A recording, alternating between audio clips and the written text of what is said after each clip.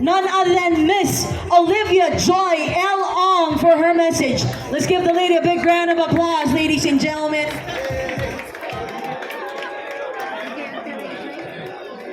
Hello everyone, good morning! Welcome to Little Chinatown, to our mayor, to our honorable government officials. Thank you so much po for being here, Congressman. Thank you so much po.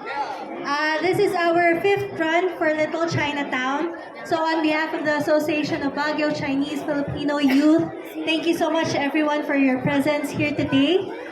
The Spring Festival is the most important event of our year, of the Lunar New Year. And we thank each and every one of you, to our partner merchants, also for helping us celebrate this very meaningful event. So as we open, we have a lot more events. So today, Little Chinatown is open until 6 p.m. Hopefully, to everyone po, makadaan po kayo. Please see the local Chinese cuisines that we have here. Yes, so the festivities will be starting right now. Thank you so much po. And on behalf of the association, Happy Chinese New Year! Thank you very much.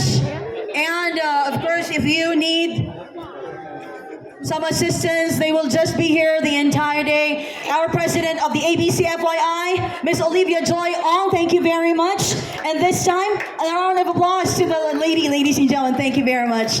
The Baguio Filipino Chinese Community Executive Committee Chairman is here to give his welcome remarks. Let's all welcome Mr. Peter L. Nan. Sir?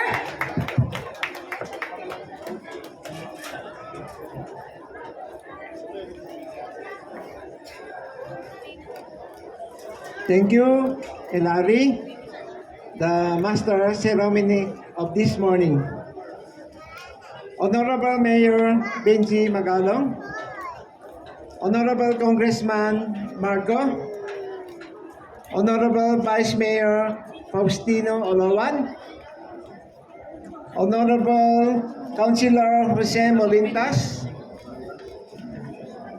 Honorable Isabelo Cosalan, Honorable Lulu Tabanda, BTC Madam Gladys Vergara. Good day to everyone, and a warm welcome to our Little Chinatown celebration here at Station Road. Today we gather to celebrate the Spring Festival, or the Chinese New Year, ushering in the Year of the Wood Snake.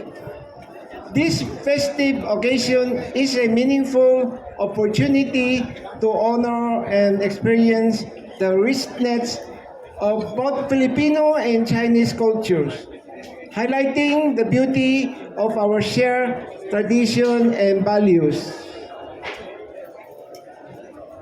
This event, proudly organized by the Association of Baguio Chinese Filipino Youth Incorporated, showcases the dedication and vision of our young leaders.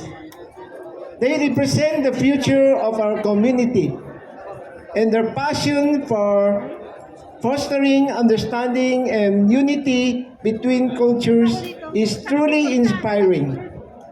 Through their efforts, they remind us of the importance of collaboration and mutual respect. This Year of the Wood Snake is a symbol of resilience, wisdom, and transformation. As we celebrate today, let us embrace this value, drawing strength from them as we move forward together.